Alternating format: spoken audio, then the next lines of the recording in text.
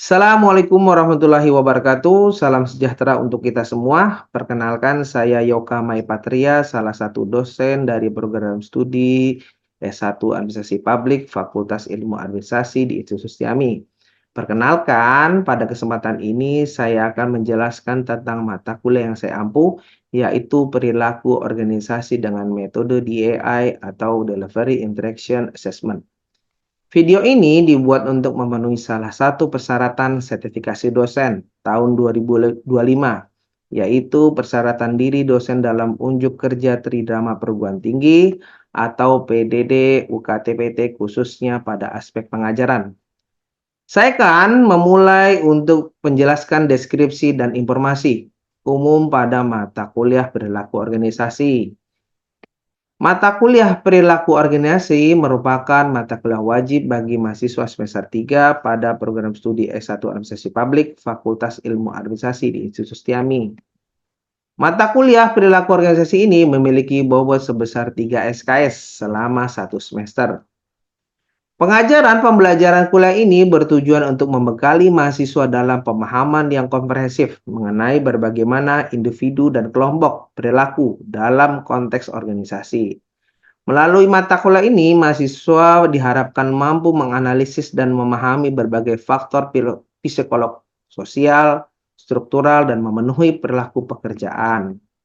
Adapun capaian pembelajaran lulusan pada mata kuliah ini adalah mahasiswa diharapkan mampu mencapai tujuan capaian pembelajaran yang mencerminkan pemahaman teoritis maupun keterampilan praktis dalam menganalisis dan mengelola perilaku manusia dalam organisasi. Mahasiswa akan mampu menjelaskan konsep-konsep dasar perilaku organisasi secara sistematis, termasuk faktor-faktor yang mempengaruhi perilaku individu, kelompok dalam lingkungan kerja. Mahasiswa juga diharapkan mampu mengidentifikasi serta menerapkan berbagai teori motivasi, kepemimpinan, komunikasi, dan dinamika kelompok. Dalam konteks manajerial, mereka akan memiliki kemampuan untuk menganalisis kasus-kasus organisasi secara kritis dan merumuskan solusi atas permasalahan yang terkait dengan perilaku pekerjaan, baik dalam skala individu maupun kelompok. Lebih jauhnya, mahasiswa diharapkan mampu menunjukkan sikap profesional etis dan kolaboratif dalam menghadapi isu-isu organisasi yang berkaitan dengan perubahan, konflik, dan pengambilan keputusan. Capaian lain mencakup kemampuan mahasiswa dalam menghubungkan antara struktural budaya organisasi dan kinerja karyawan, serta menyusun strategi manajerial perilaku yang mendukung tercapainya tujuan organisasi secara efektif dan efisien. Adapun materi yang saya sampaikan dalam 1 semester ini terdiri dari 14 sesi.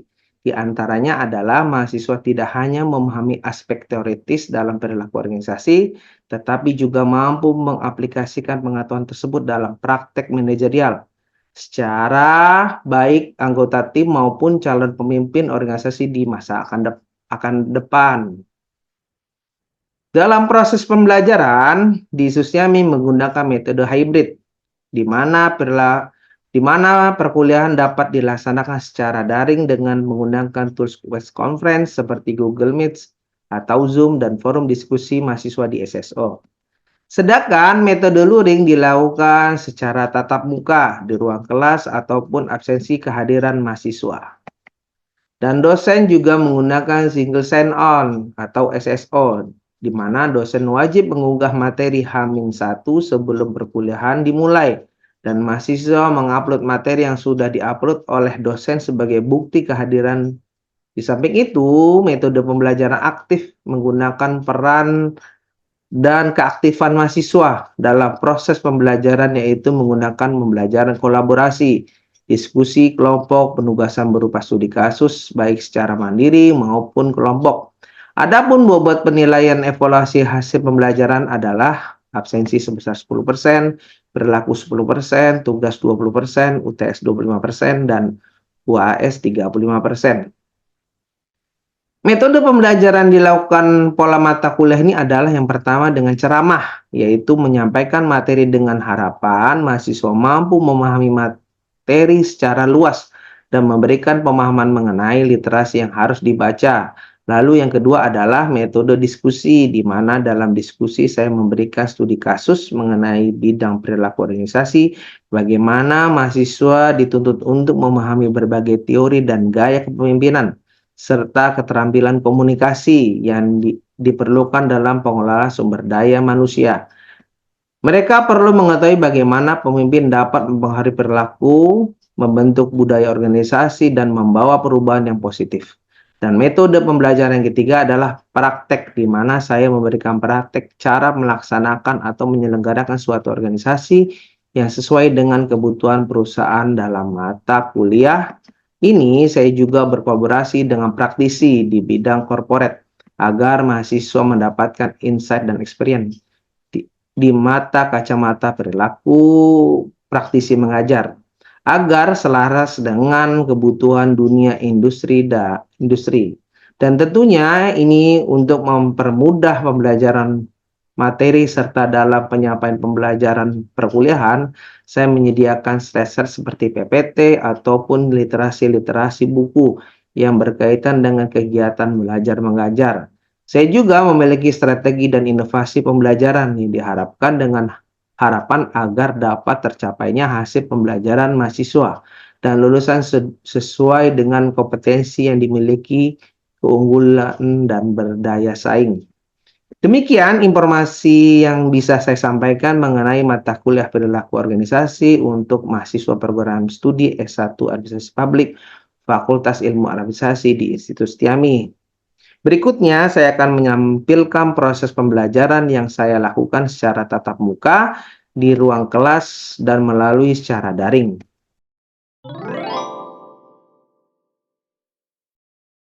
Bismillahirrahmanirrahim. Assalamualaikum warahmatullahi wabarakatuh. Waalaikumsalam warahmatullahi wabarakatuh. Selamat siang. Siang, Pak. Hari ini kita akan pertemuan yang sesi ke-13 ya. Tentang judul materi kita adalah manajemen perubahan organisasi yang diajari oleh dosen saya sendiri, nama saya Yoka Mai Patria. Ya, perubahan dalam organisasi. Kalau kita lihat teman-teman, kalau teman-teman yang ada di tinggal Jakarta, ada satu namanya perusahaan supermarket yang sekarang banyak yang tutup. Kenapa? Karena dia tidak merespon perubahan. Contoh hari ini, ketika hari ini pangkalan ojek fokus kepada pangkalan, ini enggak sih? Dia dengan mangkal aja akan tergerus dengan apa ya? Aplikasi Gojek dan jadi ada supermarket yang di Jakarta itu tutup gara-gara dia tidak respon dengan perubahan. Apa perubahannya? Dalam bagaimana kebutuhannya masyarakat. Mungkin masyarakat ini melihat bahwa lokasinya inginnya dekat dari rumah. Indomaret dan Alfamart respon dengan baik, kan nggak sih?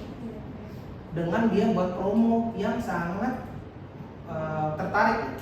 Contoh kalau di wilayah rumah saya ada nama Indomaret. Indomaret itu membuat respon bagaimana bisa sampai ke masyarakat, membuat satu perlombaan mewarnai logonya Indomaret. Ini sih. Itu kan jadi satu merespon masyarakat kan. Nah, tapi ada perusahaan supermarket yang hari ini nggak fokus kepada target pasarnya, maka ditinggalkan oleh masyarakatnya. Makanya banyak yang supermarket yang tutup. Bagaimana hari ini kita harus merespon perubahan organisasi? Apa kebijakan pemerintah? Apa yang dibutuhkan oleh masyarakat? Jangan sampai hari ini, kenapa seorang Sri ini fokus pada jualan makanannya orang Sulawesi, papeda ya, contoh ya. Fokus dengan jualan itu aja ya nggak sih? Sedangkan orang Jakarta sukanya nasi untuk kan? Hari ini bisa nggak dirubah dengan cara perubahan itu? Nggak bisa. Jadi kita harus ada fokus kepada customernya apa kita harus, dan kita juga fokus kepada regulasi dari pemerintah. Contoh kalau teman-teman kemarin hadir di acara Setiami, ada namanya KPPU, Komisi Persaingan Usaha. Jadi menentukan bagaimana Asia tuh fokusnya jualannya murah mulu, harganya 300.000, 500.000. Atau ada Garuda harganya 3 juta, 4 juta ya. Nah, ada namanya ambang atas, ada ambang bawah. Di persaingan itu ditentukan. Makanya hari ini perubahan itu sebenarnya perlu, kan nggak sih, untuk kita nggak di zona nyaman. Ini nggak sih? Kalau ada namanya katak tuh, ada katak dia dengan dipanaskan dengan air yang mendidih, dia wudhu aja. Tapi dia nggak pernah mau pindah dari ruangan itu, dari wadah itu, dia akan meninggal, akan dia mati dari wadah itu sendiri. Nah, kita harus merespon perubahannya dengan baik. Contoh hari ini pemerintahan Jokowi dan pemerintahan Prabowo. Hari ini Jokowi jor-joran. Jokowi itu hebatnya adalah dia bisa langsung menyentuh rakyat. Tapi kalau Prabowo orang TNI adalah masalahnya dia harus birokrasi, harus ketemu ajudannya, ya nggak sih? Untuk susah ketemu Prabowo-nya sendiri. Nah, ini kita harus merespon perubahan, ya. Tidak banyak individu atau organisasi menyukai adanya perubahan, namun perubahan tidak bisa dihindari, harus dihadapi. Jadi kita perubahan harus, ya, perubahan tentang iklim, perubahan regulasi di pemerintah. Sekarang hari ini teman-teman siapa hari ini yang punya aplikasi KTP digital? Sudah? Berarti kan kita tidak merespon perubahan yang ada, ya. Contoh hari ini, kenapa saya sebut? Karena saya punya permasalahan KTP saya sudah tidak dengan wajah yang bagus. Datanglah ke KTP, harus wajib download KTP. Ketika hari ini kehilangan, ada mudah nggak di handphone? Akan mudah. Jadi perubahan itu kita harus perlu. Jadi perubahannya lebih baik di pemerintahan yang sekarang, ya. Dan bagaimana maka diperlukannya adalah pengelolaan perubahan agar proses dampak dari perubahan tersebut dapat diarahkan kepada titik perubahan yang positif.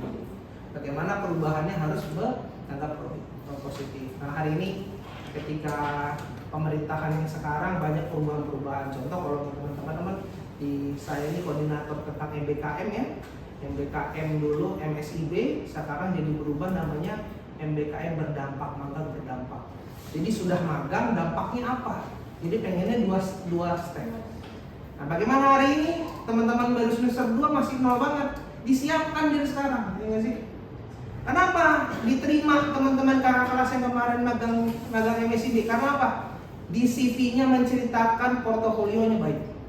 Tapi kalau hanya CV-nya nulisnya biasa saja, udah pasti dia tidak akan diterima oleh perusahaan. Teman-teman alhamdulillah yang udah magang di Sumarekon magangnya, di Detikkom, di Kompas, perusahaan-perusahaan besar. Alhamdulillah kemarin di mahasiswa kata magang di Pertamina nih, realnya di Pertamina, dia punya kemampuan laporan keuangan yang bagus, dia di order kami pengennya yang mahasiswa magang di Pertamina, mahasiswa setia.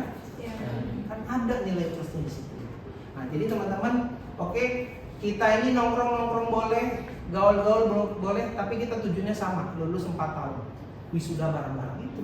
Ketika dia nggak melenceng-lenceng, oh sorry deh, gue mau lulusnya tepat waktu.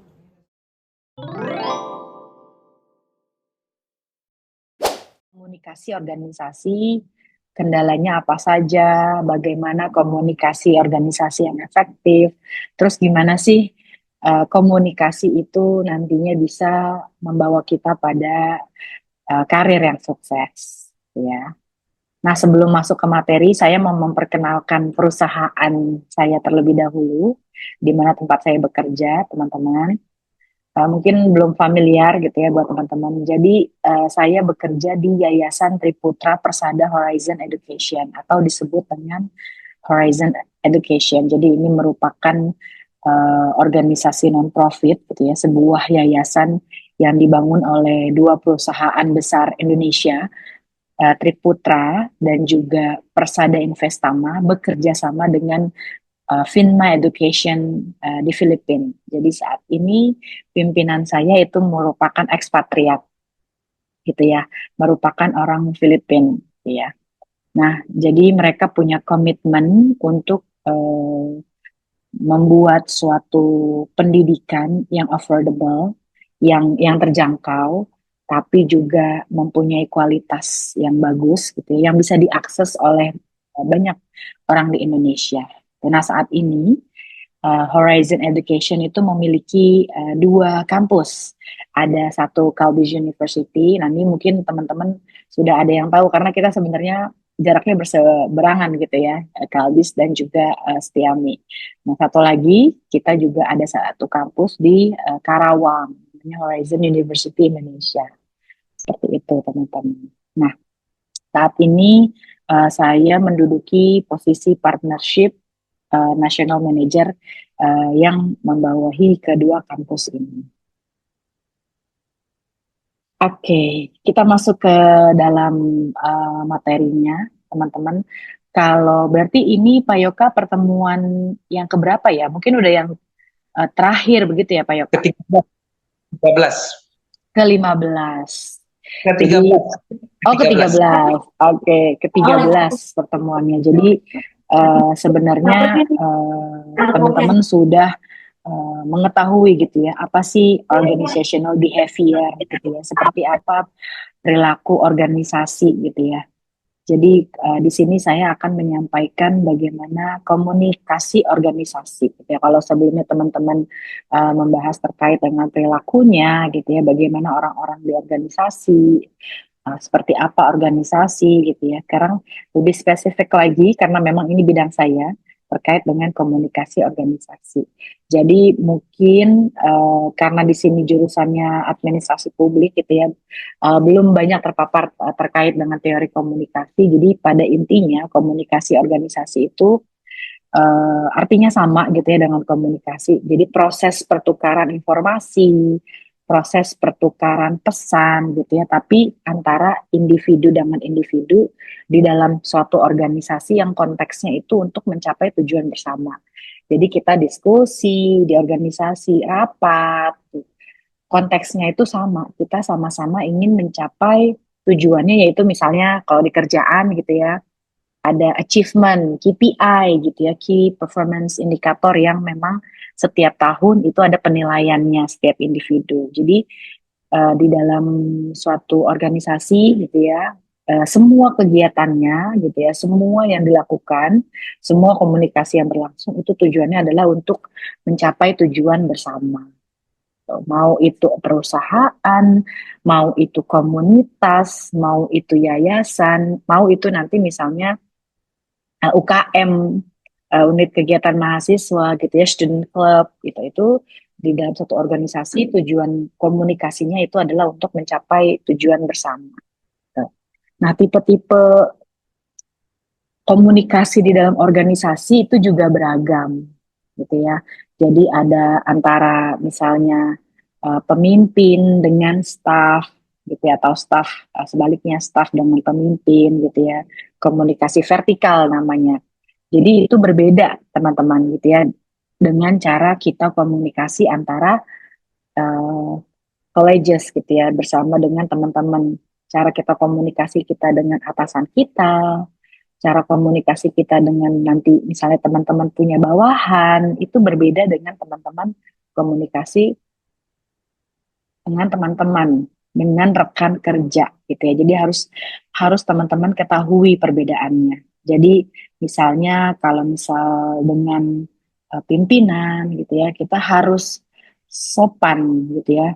Meskipun misalnya ada ya nanti pimpinan yang asik banget gitu kayak teman, tapi kalau saya sebagai misalnya sebagai bawahannya atau stafnya, saya akan tetap menaruh rasa hormat gitu ya, tetap misalnya ketika menyapa gitu ya, selamat pagi Bapak gitu, mohon izin saya mau tanya gitu.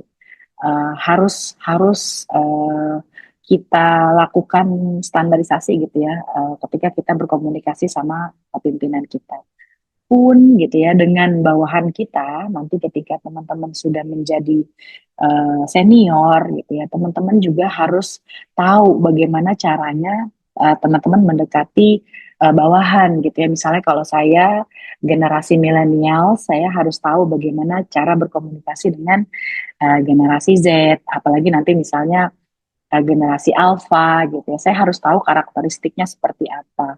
Uh, Misalnya cara kerjanya bagaimana. Nah, saya harus bisa beradaptasi. Nah, senior aja harus beradaptasi, apalagi teman-teman yang nantinya masuk ke dunia kerja masih junior gitu ya.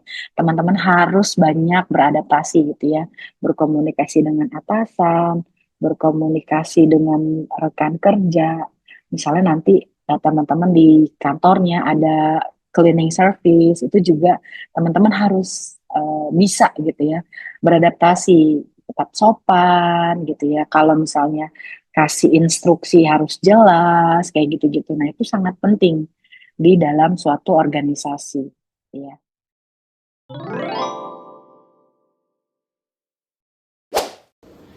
Baik, Assalamualaikum warahmatullahi wabarakatuh. Waalaikumsalam warahmatullahi wabarakatuh. Kami dari kelompok 4 ingin mempresentasikan hasil PKM kami di tanggal 5 Juni 2025. Kami membawakan materi berjudul Penerapan Teori Organisasi dalam Meningkatkan Kepemimpinan dan Kerjasama melalui Kegiatan Ekstrakurikuler. Baik, saya pertama-tama akan memperkenalkan diri saya selaku pembawa acara.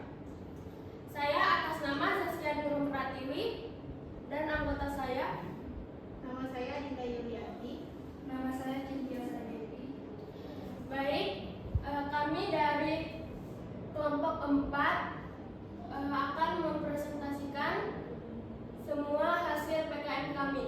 Kami bersama dosen pengampu yaitu Bapak Yoka Maipatria, SAMA.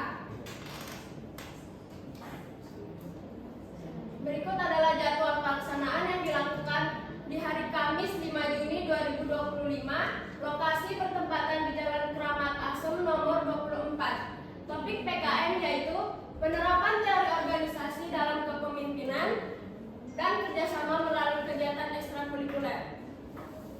Kami mengambil peserta adalah SMP dari Bina Penghuni Luhur yang berisikan 2 kelas, yaitu kelas 7A dan kelas 7B.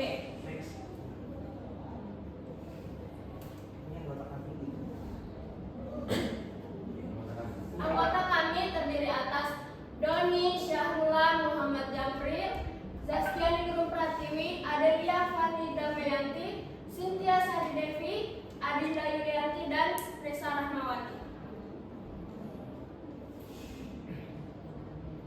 Apa sih yang kita bahas di dalam PKM? Kami sekelompok membahas penerapan teori organisasi dalam meningkatkan kepemimpinan dan kerjasama melalui kegiatan ekstrakurikuler. Siapa sih audiens yang kita pilih sebagai peserta untuk PKM yang kami adakan di tempat tersebut? Kami memilih sosialisasi di SMP Bina Penghuni Luhur yang berisikan kelas 7A dan kelas 7B beserta kepala sekolah dan guru-guru di SMP Bina Penghuni Luhur. Kami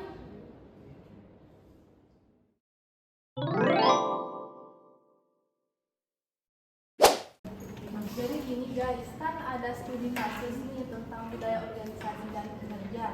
Nah di sini itu kasusnya perusahaan ABC mengalami gangguan nih. Gangguannya itu operasional karena pengambilan risiko melalui WFH. Nah pasti nih kalau ada gangguan kinerja itu pasti menyebabkan kurangnya komunikasi nih. Nah pasti ada dampak negatifnya nih. Kira-kira kalian ada solusinya nggak? Dit, punya solusi nggak? Kalau untuk WFH, untuk menurut saya ya, WFH itu kurang efektif sih. Mendingan kita buat bisa kita datang nih secara langsung. Kita mengikuti standar kesehatannya aja. Kalau ada penyakit, kita ngikutin aja dari pemerintah juga kita harus ikuti standarnya mereka lah. Jadi kita kan biar lebih efisien dari ke lapangan sampai dari awal sampai akhir kita terstruktur biar jelas. Oh, jadi intinya kita harus ikuti aturan dari atas atau gimana? Lebih baik sih daripada work from home, kemudian kita fleksibel work from home sama ke lapangan juga setengah-setengah, kita bagi 2 sesi. Lebih baik sih kita digaji 2 sesi, satu work from home, nah yang satu lagi kita ke kantor atau ke perusahaan. Ya komunikasinya juga menyatu kembali. Iya. Dan juga kan kerugian yang kita alami juga jadi semakin berkurang. Kalau yang lain gimana? Ada solusi lain nggak? Seperti yang Anda bilang, memang lebih terstruktur itu lebih baik ya, dan mungkin juga lebih terjadwalkan. Misalkan ada satu perusahaan, nah itu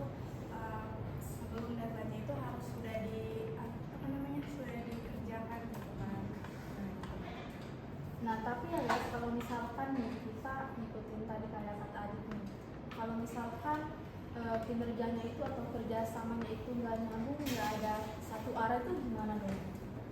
Sebenarnya mudah daripada satu arah. Kita kan buat 2 sesi, jadi kita nge-rolling, itu mudah sebenarnya. Jadi ada Dan dua kita komunikasinya kita bergantian, kita kan nge-rolling. Ngurangnya itu gimana? Misalkan mereka sudah, kita acak lagi namanya.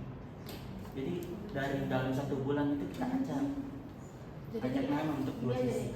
kalian kan punya pendapat, punya solusi yang beda-beda kan ya. Tapi teman-teman yang lain ada pendapat lain nggak? Kan solusinya kayaknya tadi ada sama Dinda juga, kayaknya solusinya satu ini ya, Satu kesatuan. Ya, satu kesatuan. Nah kalau teman-teman kan ada solusi lain nggak biar bisa kita satuin? Kalau saya sih setuju sih sama pendapat tadi. Sebagian online, tapi kontennya itu dikurangi, jangan balance sama yang offline-nya gitu. Oh jadi harus seimbang aja ya? Ya maksudnya jangan seimbang. Oh iya. Online-nya dikurangin, tapi kalau offline-nya itu dibanyakin. Cuma kalau itu kurang nggak sih? Kalau nggak seimbang, malah yang ada anjlok, nggak sesuai sama komunikasi. Tapi kan setiap orang juga punya kesibukan masing-masing. Gak Iya, selalunya offline itu hadir semua kan? Jadi gimana tuh? Mitos deh, Yes. Mitos sih mana? kira-kira harus balance atau offline. Pokoknya harus ada masing-masing satu orang punya solusi. Nanti kita gabung.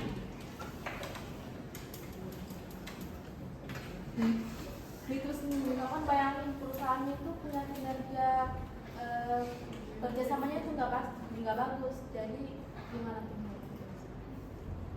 Menurut saudara itu sendiri dah. Kalau kita kan bekerja di rumah, semua ini. Nah, kita kan juga harus mengecek secara lapangan. Bener kan? Kita secara lapangan. Kalau kita di rumah doang, tidak melihat secara langsung atau secara Nggak ada lapangan, bayangan. itu kan nggak ada bayangan. Target kita mau kemana nih? Tujuan kita mau kemana kan tidak ada tujuan. Menurut saudara itu kita lebih baik seperti apa? Menurut saudara? Artinya kerja dari rumah aja atau langsung turun lapangan? Lebih efektifnya seperti apa? Lebih baiknya kan kita mendingan turun lapangan gitu biar lebih ini. Jadi apapun kendalanya tetap harus turun lapangan. Iya. Ya juga sih menurutnya. Iya sih, yang penting ngikutin peraturan pemerintah juga. Kalau misalkan emang nggak bisa ya nggak mau ngikutin peraturan, tapi harus tetap dijalankan juga secara offline, karena biar sama-sama menguntungkan juga. Perusahaan juga kan lama masih berkembang juga. Jadi yang tadinya nggak bisa berkomunikasi dengan baik, alhamdulillah ini jadi bisa berkomunikasi dengan baik. Oke, jadi kesimpulannya nih guys, kalau misalkan antara kerja dari rumah sama rumah lapangan tuh intinya harus bisa dikondisikan aja. Iya. Jadi yang paling utama itu turun lapangan. Tapi kalau misalkan ada kendala yang tak terduga nggak bisa diselesaikan, boleh dari rumah. Itu ya, setuju ya guys? Setuju. Jadi studi kasusnya udah selesai nih solusinya. Menurut kita sih ya sudah selesai, karena yang kita Ya, udah fix udah itu aja ya. karena pendapat Tapi tergantung ininya aja, tergantung penerapan di lapangan nanti. Cuma kalau penerapan secara di lapangan, kalau kita secara lapangan semua itu kan mendesak kepenuhan dong. Misalkan anggaplah kita satu ruangan beramai, apalagi kan kalau ada misalkan penyakit itu kan lebih berbahaya. Semakin banyak orang malah semakin banyak terkena. Ya, walaupun di Itu, offline, di online juga kan kita bisa komunikasinya lewat kayak Zoom gitu ya kan, walaupun ada sebagian yang nggak bisa tatap muka gitu. Cuman kan intinya kita bisa berkomunikasinya lewat aplikasi Zoom gitu, buat biar lebih efektif gitu. Tapi untuk maksimalnya ya harus tatap muka, kita harus offline gitu, ketemu mereka tapi rolling. Demikian deskripsi singkat dari mata kuliah perilaku organisasi yang saya ampuh. Semoga dapat memberi gambaran mengenai kinerja pengajaran yang saya lakukan, khususnya di mata kuliah perilaku organisasi di program studi S1 Administrasi Publik Fakultas Ilmu Administrasi di Institut Stiami. Saya mengucapkan terima kasih kepada seluruh tim penilai. Tidak lupa juga saya mengucapkan terima kasih kepada Institut Stiami, rekan-rekan dosen, mahasiswa semuanya. Demikian yang saya sampaikan. Atas kekurangannya saya mohon maaf yang sebesar-besarnya. Sekian dari saya. Wassalamualaikum warahmatullahi wabarakatuh.